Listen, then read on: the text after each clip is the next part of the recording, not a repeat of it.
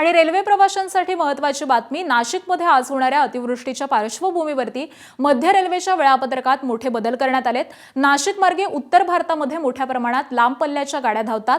मंगळवारी अतिवृष्टी झाली तर काही लांब पल्ल्याच्या गाड्यांचा मार्ग बदलण्यात येईल। याशिवाय पुणे इथल्या रेल्वे मार्गावरती दरड कोसळल्यामुळे आधीच मुंबई पुणे मार्ग बंद असून 17 लांब पल्ल्याच्या गाड्या रद्द करण्यात आलेल्या असून 31 गाड्यांचा मार्ग बदलण्यात आलेला आहे। नाशिकमध्ये कशी खबरदारी घेतली जाते या विषयावरती मध्य रेल्वेचे मुख्य जनसंपर्क अधिकारी डॉक्टर स्वप्नील नीला यांच्याशी बातचीत केली आमचे प्रतिनिधी सूरज सावंत यांनी। बघूयात।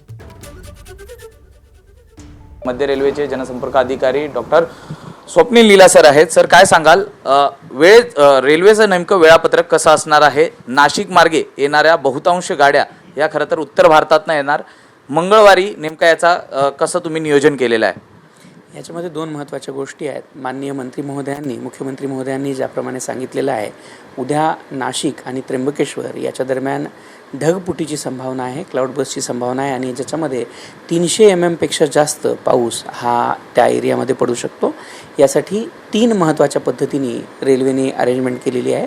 सगळ्यात पहिले आपल्याकडं जी स्टाफची डिप्लॉयमेंट असते आणि त्यामध्ये प्रामुख्याने इंजिनिअरिंगचा स्टाफ, SNTचा स्टाफ आणि OH विभागाचा स्टाफ या तीनही स्टाफची डिप्लॉयमेंट तिथे करण्यात आलेली आहे। या स्टाफच्या डिप्लॉयमेंटच्या माध्यमातून ज्या काही अडचणी तिथे निर्माण होतील किंवा पावसाचे जे क्लिअरन्स असेल, पाण्याचं जे क्लिअरन्स असेल, त्यातून कुठलाही जलभराव होऊ नये याचा प्रयत्न केला जाणार आहे। ज्या पद्धतीने राज्यभरात मुसळधार पाऊस पडत आहेत, काही जी रेल्वेचं वेळापत्रक आहे याच्यामध्ये काही बदल करण्यात आलेले आहेत का? काही गाड्यांचे रूट बदलण्यात आलेले आहेत का किंवा काही गाड्या रद्द करण्यात आलेल्या आहेत का?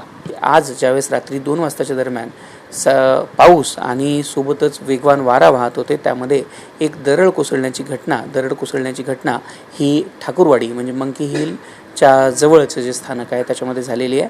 ही दरड कोसळल्यामुळे जी पुण्यावरनं मुंबईकडे येणारे आणि मुंबईवरनं पुण्याकडे जाणारे जे 3 मार्ग आपले घाटामधले आहेत, या तीनही मार्गावरची जी वाहतूक आहे ती सध्या बंद आहे।